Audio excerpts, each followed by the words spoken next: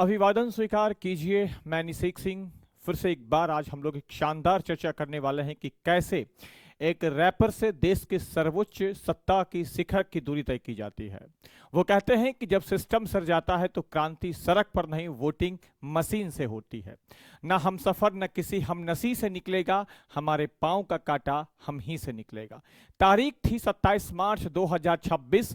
नेपाल ने सिर्फ प्रधानमंत्री ही नहीं चुना, उसने पूरे राजनीति का सॉफ्टवेयर ही अपडेट कर दिया। नाम बालेंद्र शाह उर्फ बालेन, उम्र मात्र 35 साल का सबसे युवा व्यक्ति, पहचान रैपर, इंजीनियर और अब देश का सबसे ताकतवर चेहरा। जो कल तक सवाल था आज वही जवाब बना, वक्त ने आम इंसान को ही इनकलाब बना दिया। कहानी शुरू होती है काठमांडू की गलियों से, जहां एक लड़का माइक्रोफोन उठाता है और सिस्टम पर हमला बोल देता है। इंजीनियरिंग पढ़ता है, एमटेक करता है, लेकिन असली पहचान बनती है उसके गानों से। भ्रष्टाचार, बेरोजगार, सिस्टम की नाकामी पर जब सीधा वो सवाल करता है, जब वो सीधा वार करता है, तो कहते हैं यहीं से उदय हुआ बालेन शाह एक रैपर का। फिर आता है 2022 मेयर का चुनाव। न पोस्टर न रैली, सिर्फ सोशल मीडिया और मुद्दे। और यहीं से नेपाल की राजनीति का गेम बदलना शुरू हो जाता है। लफ्जों से लड़ाई जीती उसने इस दौर में जहां तलवारें भी कई बार हार जाती है। कहते हैं कि मेयर बनते ही live meetings, on camera governance, काम भी फुटपाथ पे, ट्रैफिक सिस्टम क्लीन अप, ये सारे वो मुद्दे थे जो नेपाल की जनता के जमीन से जुड़े हुए मुद्दे थे।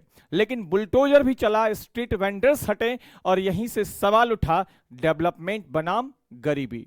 यानी बालेन सिर्फ पॉपुलर ही नहीं, कठोर फैसले लेने वाले वह नेता थे जिसने अपने चंद दिनों के ही कार्यकाल में काठमांडू की तस्वीर बदल करके रख दी।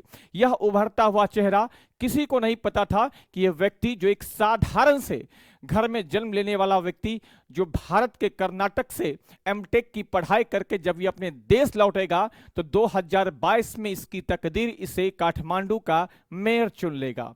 कहते हैं कि उसके बाद राजनीतिक सफर जो शुरू हुआ ये थमने का नाम नहीं लिया। सितंबर 2025 सरकार सोशल मीडिया पर बैन कर देती है। यूट्यूब, व्हाट्सएप, इंस्टाग्राम, सारे के सारे चीज नेपाल में बंद कर दिए जाते हैं और यहीं से आग लगती है और यहीं से शुरू होता है नेपाल के वर्तमान सरकार केपी शर्मा ओली के खिलाफ एक बड़ा जनजी प्रोटेक्शन।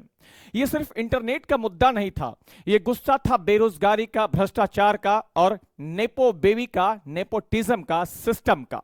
सड़क पर युवा उतरते हैं, गोली चलती है, सरकार गिरती है। जब खामोशी पर ताले लगते हैं तो आवाजें तूफान बन जाती है। बालेन सड़क पर नहीं थे, लेकिन सोशल मीडिया से सपोर्ट देकर के वह इस आंदोलन का अनदेखा चेहरा बन चुके थे। 2026 रवि लामिछाने के साथ गठबंधन करते हैं और फिर ऐसा चुनाव में परिणाम देते हैं जो नेपाल ने पहले कभी नहीं देखा था।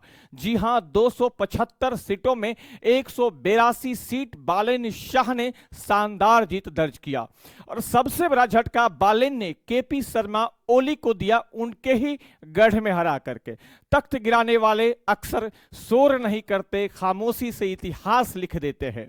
बालेन न लेफ्ट की बात करते हैं न राइट की बात करते हैं। उनका मॉडल सिर्फ और सिर्फ नेपाल फर्स्ट है। टेक्नोक्रेसी, डाटा प्लस रिजल्ट्स, सांस्कृतिक राष्ट्रवाद की बात करने वाला वो युवा चेहरा, एंटी करप्शन का सबसे बेदाग और सबसे दमदार चेहरा, यूनिटी पॉलिटिक्स में विश्वास करने वाला। मतलब स्पष्ट है कि कोड भी उनका, कंट्रोल भी उनका और कंट्री भी उनकी ही प्राथमिकता से चलेगी। अब सबसे बड़ा सवाल कि भारत के लिए इनका मतलब क्या है। भारत के पीएम नरेंद्र मोदी ने तुरंत बधाई दी जब बालेन शाह ने 27 मार्च को नेपाल में प्रधानमंत्री पद का शपथ ग्रहण किया। यानी नई दिल्ली तैयार है, लेकिन चुनौती इतनी आसान नहीं है। बालेन झुकने वालों में से नहीं है, क्योंकि उनका इतिहास कहता है वो बराबरी की बातें करेंगे।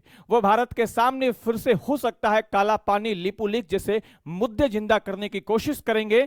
1950 संधि पर रिव्यू की मांग हो सकती है, लेकिन इकोनॉमिक रिलेशनशिप जो है भारत के साथ नेपाल का काफी हमेशा से मजबूत रहा है। भारत के साथ नेपाल का रिश्ता रोटी बेटी का रहा है और नेपाल से जो सटने वाले राज्य हैं, कहा जाता है कि बेरोक टोक बेधड़क नेपाल से भारत में आवाजाही होती है। क्या सबसे बड़ी चुनौती बालेन शाह के लिए होगी कि भारत के साथ वह उन रिश्तों को कितने आगे तक ले जाते हैं। सबसे बड़ी चुनौती होगी बालेन शाह के साथ में क्या वह चीन के साथ में कदम ताल कैसे करते हैं, क्योंकि बालेन शाह के बारे में कहा जाता है वो CIA के एक प्रोजेक्टेड इंसान है। खैर ये बात अब बाद में होगी, लेकिन सबसे बड़ी बात है कि बालेन शाह का अब भविष्य क्या रहने वाला है, क्योंकि पूरा का पूरा एक युवा देश नेपाल अब बालेन शाह के हाथ में है।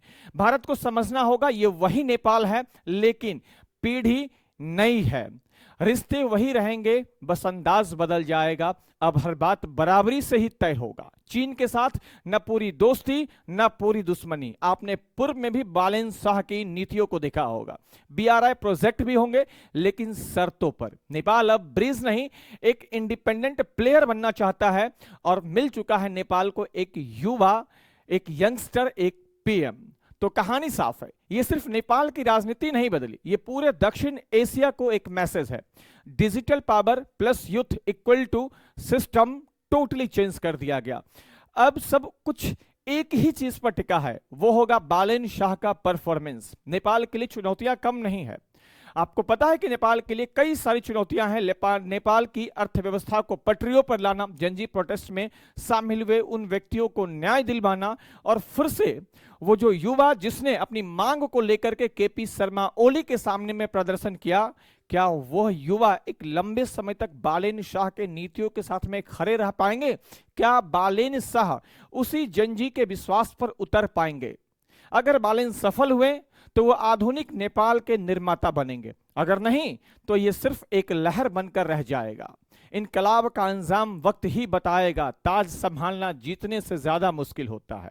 ये कहानी अभी शुरू हुई है और आगे क्या होगा यही सबसे दिलचस्प हिस्सा है। लेकिन कहते हैं कि बालेन शाह जैसे ही उनका शपथ ग्रहण हुआ, अपने कैबिनेट की पहले ही मीटिंग में सबसे पहला आदेश उनका था कि जा करके KP शर्मा ओली को गिरफ्तार करो, क्योंकि KP शर्मा ओली पर प्रोटेस्ट के दौरान जो है निहत्थी भीड़ के ऊपर में गोली चलाए जाने का आरोप है। और आपने देखा होगा कि भारत के पड़ोसी देशों में कैसे जनजी प्रोटेस्ट हुए और सत्ता सीधे बदल दी गई। इससे पहले आपने एक शानदार एग्जाम्पल बांग्लादेश का देखा, अब आपके सामने में नेपाल है। अब समझना है कि भारत सरकार नेपाल के साथ में इन चुनौतियों पर कैसे आगे बढ़ती है। क्या बालेन शाह का पूर्व में किया गया जो ग्रेटर नेपाल की मांग है, वह उस मांग का क्या होगा? क्या बालेन शाह चीन की गोद में बैठेंगे या बालेन शाह भारत के साथ में एक अच्छे संबंध डेवलप करेंगे? खैर ये तो भविष्य की बात है, लेकिन अब देखना है कि भारत और नेपाल संबंध पे बालेन शाह के PM बनने के बाद कितना उतार चढ़ाव होता है और क्या फर्क पड़ता है। Thank you.